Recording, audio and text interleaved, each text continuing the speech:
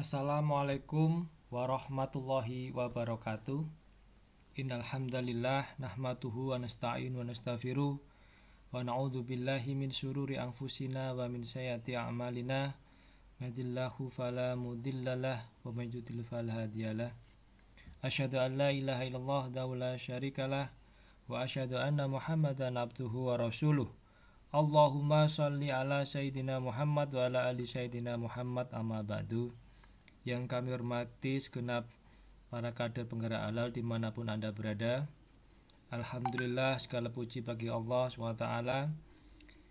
Dan tak lupa sholawat serta salam tetap tercurahkan kepada junjungan kita Nabi besar Muhammad SAW serta keluarga dan sahabat-sahabat beliau.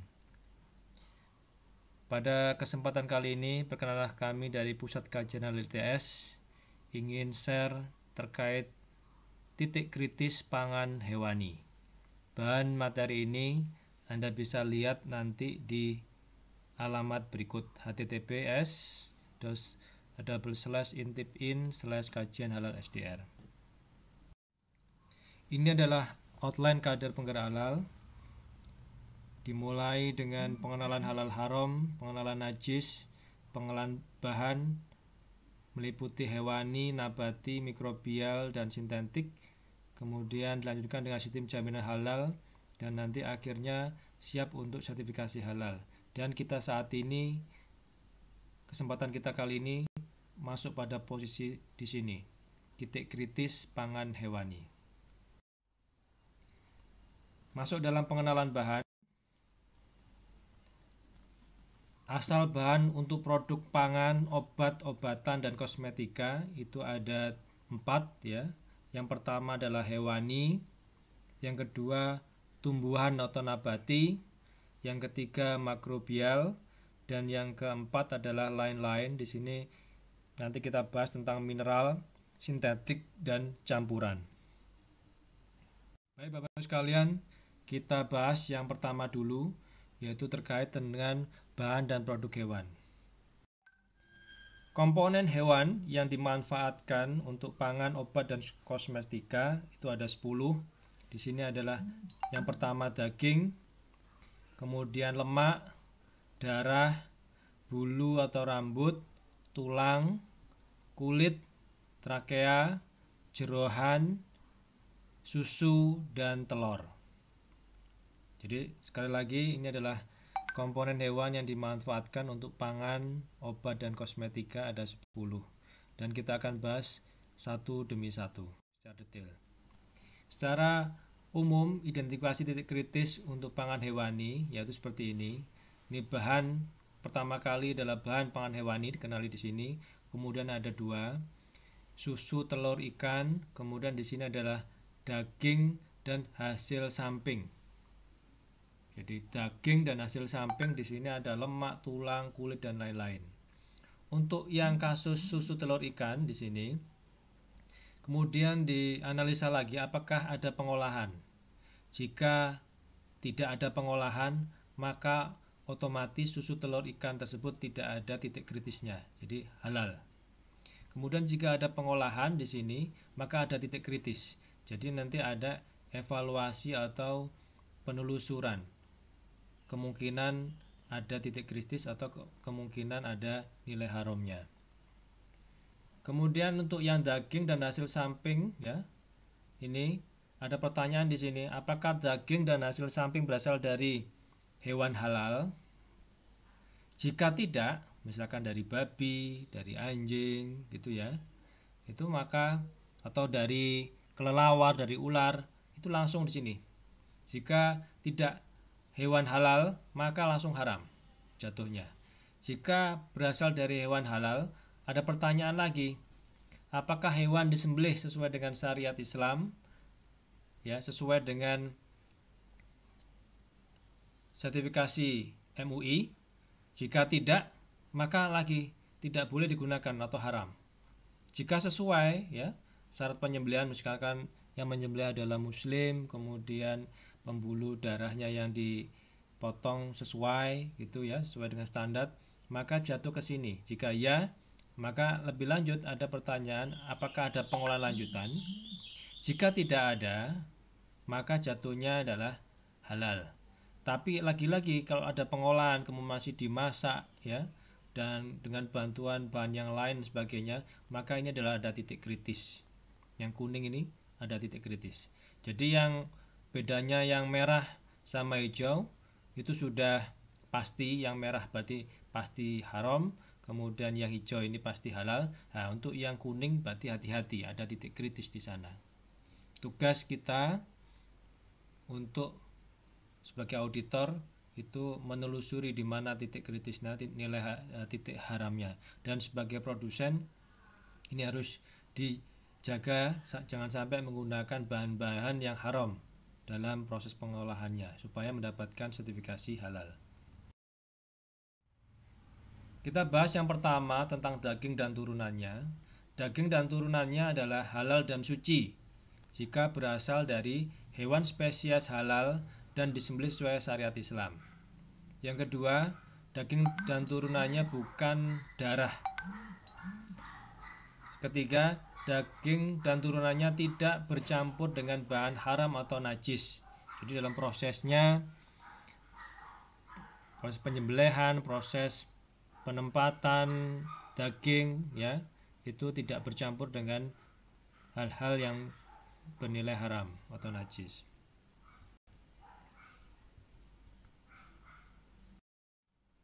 Kemudian yang kedua, mengenai lemak dan turunannya di sini.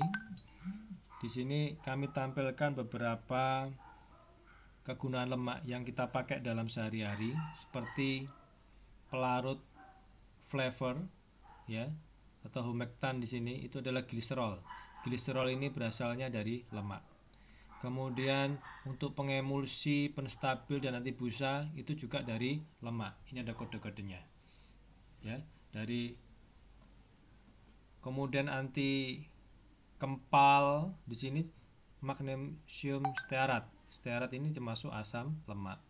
Kemudian ini chicken fat atau beef fat, lemak yang sengaja dipisahkan dari ayam atau sapi, merupakan salah satu bahan dalam seasoning atau flavor.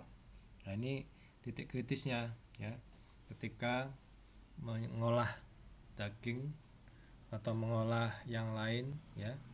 Ini titik kritisnya harus diketahui berasal dari mana lemak tersebut. Jangan-jangan lemak tersebut dari lemak babi. Nah, kalau sudah begitu kan jelas haram dan najis. Kemudian ini adalah contoh garam dan ester asam lemak yang di pasaran. Jadi kalau ada kata-kata misalkan mono fatty acid, nah ini termasuk lemak. Ya, ini ada banyak sekali. Anda nanti bisa membaca ya. Kalau ada palmitit, oleat, ini termasuk asam lemak. Ini bagi orang-orang yang backgroundnya kimia mesti tahu, tapi kalau orang-orang awam nggak tahu ini termasuk apa dan sebagainya. Makanya di sini kami tampilkan secara detail seperti ini sehingga Bapak Ibu sekalian bisa mendeteksi ini termasuk golongan apa begitu. Yang ketiga yaitu dari pangan hewani adalah darah dan turunannya. Jadi darah itu bisa lihat di sini susunannya itu adalah 55% plasma, kurang dari 1% adalah darah putih ya, dan kemudian darah merahnya ada 45%. Terus bagaimana sih darah ini kegunaannya? Jadi darah ini penggunaan bagian darah untuk obat misalnya vaksin yang berupa serum sedang dalam proses diskusi di Komisi Fatwa MUI. Jadi pemanfaatan darah di sini untuk tepung plasma yaitu pembentukan gel pada produk daging. Jadi darah apapun sudah di-state dalam Al-Quran bahwa ini adalah haram, kita nggak boleh memakainya. Dan ternyata darah ini di luar sana banyak sekali kegunaannya dan mungkin kita nggak tahu dan mungkin itu ada di sekeliling kita. Contohnya tepung plasma ini pembentuk gel pada produk daging, kemudian pengganti sebagian tepung gandum pada pembuatan roti, pengganti fungsi albumen telur pada pembuatan cake juga. Kemudian globin di sini fungsinya mengganti sebagian daging bebas lemak pada produk patty ya. Sifat fungsional seperti protein kedelai dan susu. Nih, kayak nabati. Kemudian fibrinogen adalah pembentuk gel pada produk daging. Dan juga dalam bidang mikrobiologi ini sebagai media pertumbuhan mikroba, contohnya adalah blood agar. Dan ini harus kita hindari sebisa mungkin, dan harus ya. Yang keempat, pemanfaatan bulu, rambut, dan turunannya. Nah, ini kita mungkin nggak tahu juga bahwa bulu rambut itu kaya akan asam amino namanya cysteine atau phenylalanin. Dan cysteine ini digunakan dalam pembuatan flavor, rasa, dan juga untuk pengembang roti. Phenylalanin sebagai bahan penyusun aspartam, ya. Dan juga bulu ini digunakan sebagai kuas pengoles roti, peralatan produksi, dan lain-lain. Bisa dibayangkan jika kuasnya ini itu berasal dari bulu rambutnya atau bulunya babi, apa yang terjadi? Berarti kan kita setiap hari misalkan kalau menggunakan ini, berarti makanan kita bersinggungan dengan bahan najis, ya. Dan juga ini wool, ya, adalah sumber kolesterol, lanolin dan adapalene, ini ya. Ini perlu diperhatikan bagaimana cara memperolehnya, penyembelihannya bagaimana, dan penggunaan bahan tersebut apakah untuk internal use atau external use. Jadi kalau internal untuk pangan sudah dibahas di pertemuan sebelumnya di kumpulan fatwa MUI, ya.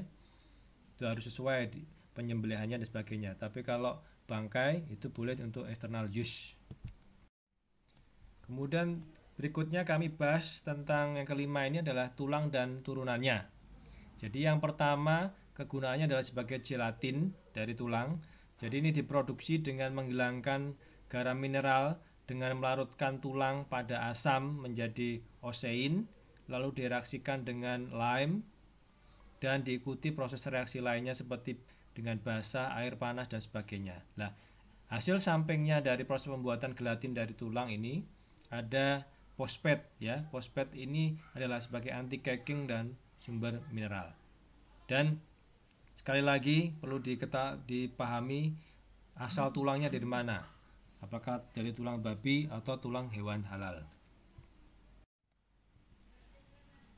Kemudian berikutnya tentang pemanfaatan tulang untuk karbon aktif atau bone char. Ini adalah fotonya seperti ini. Ini diproduksi dengan membakar tulang hingga terkonversi menjadi karbon lalu diaktifasi. Apa gunanya? Jadi kegunaannya adalah sebagai refining agent terutama untuk produk farma, ya. Misalnya untuk refine sucrose untuk eksipien obat, dan banyak yang lainnya seperti misalkan untuk penjernihan air minum. Jadi sebagian ada yang menggunakan karbon aktif. Berikutnya tulang ini juga digunakan, ya, untuk suplemen kalsium dan juga digunakan untuk alat-alat makan porselen seperti ini. Ini adalah bone china yang terbuat keramik yang terbuat dari tulang. Yang ini adalah fine china yang dari keramik dari tanah liat. Hati-hati sekali, ya. Kemudian yang keenam, kita membahas tentang kulit dan turunannya. Jadi kulit ini sebagai sumber kolagen, dan gelatin juga bisa diperoleh dari kolagen kulit melalui proses hidrolisis asam. Dan juga ini yang paling banyak di sekeliling kita, ya, terutama di Jawa, yaitu kerupuk rambak, kerupuk dari kulitnya sapi atau kulitnya kerbau, ya. Terus bagaimana rasanya membedakan benar-benar itu kulit dari hewan halal, ya. Itu makanya ini adalah titik kritisnya, ini harus dibahas di sini. Kemudian yang ketujuh adalah trakea dan turunannya. Jadi trakea ini merupakan sumber kondroitin yang biasa digunakan pada produk suplemen untuk bone joint dan aditif dalam formulated milk product. Ini diproduksi dengan menghidrolisis trakea. Terus pertanyaannya adalah dari mana itu hewannya? Apakah hewan halal atau hewan haram? Kemudian ke-8 sama jeroan dan turunannya. Jadi hormon insulin itu berasal dari pankreas. Kemudian enzim, ada rennet enzim, ini itu berasal yang biasa digunakan untuk pembuatan keju. Ini berasal dari calf stomachnya, ya. Enzim dari pankreas itu antara lain amilase, lipase, pepsin, tripsin. Kemudian enzim dari abomasum ini adalah tripsin. Kemudian taurin itu dari empedu hewan. Kemudian intestin untuk casing dari sosis. Ini kegunaan ginjal, kidney, jeroan yang lainnya, liver, powder. Ini untuk seasoning atau flavor. Bayangkan kalau zat-zat ini berada di makanan kita, ya, tentunya kita akan susah untuk mentrace gitu ya, karena ini sudah tercampur di makanan kita. Oleh karena itu paling mudah bagi masyarakat awam adalah mencari yang ada logo halalnya, sudah terverifikasi oleh Majelis Ulama Indonesia. Yang kesembilan, ini susu dan turunannya. Yang pertama adalah keju. Susu digumpalkan dengan asam atau enzim penggumpal. Ini adalah rennet ya, biasanya berasal dari hewan atau mikroba tanaman. Hasil sampingnya ini susu tambah rennet ya untuk menghasilkan keju. Kemudian hasil sampingnya ada whey di sini, ada laktosa, ada mineral dan protein, ada kasein dan kaseinat di sini. Laktosa adalah hasil samping pembuat keju. Whey yang telah dipisahkan mineral dan proteinnya. Perlu dikritisi penggumpal susunya, yaitu rennetnya dari mana. Rennetnya diperoleh dari babi atau tidak, atau dari sapi ya. Whey fase C dari pembuatan keju, perlu dikritisi juga penggumpal susunya sama ya. Audit whey dan turunan whey perlu diperhatikan sumber liquid whey-nya. Dan kasein dan kaseinat ini dari whey direaksikan dengan lime, ini NaOH, CaOH basah. Yang terakhir adalah yang ke-10, ini telur dan turunannya. Jadi ada tepung telur di sini. Pada produk tepung putih telur sering ditambahkan ragi atau enzim glukooksidase untuk mencegah dari browning ya. Contoh produk olahan ikan, udang dan lain, titik kritisnya adalah aditif dan processing aid-nya. Jadi produk pangan langsung misalkan bakso, abon, nugget dan lain, kemudian fish powder, shrimp powder, bahan dalam seasoningnya ya, ini adalah titik kritisnya. Misalkan ya, ini aditif MSG atau gelatin ya, itu berasal dari mana? Apakah bersinggungan dengan bahan haram atau tidak gitu. Ini adalah beberapa foto yang menunjukkan tentang produk-produk dari telur dan turunannya. Baik Bapak Ibu sekalian, demikian yang bisa kami sampaikan terkait titik kritis produk pangan dari hewani. Semoga bermanfaat. Dan sekali lagi, ini adalah materi yang keempat. Dan untuk mempelajari ini, mungkin Bapak Ibu sekalian perlu membaca materi-materi sebelumnya. Demikian sekali lagi dari kami. Assalamualaikum warahmatullahi wabarakatuh.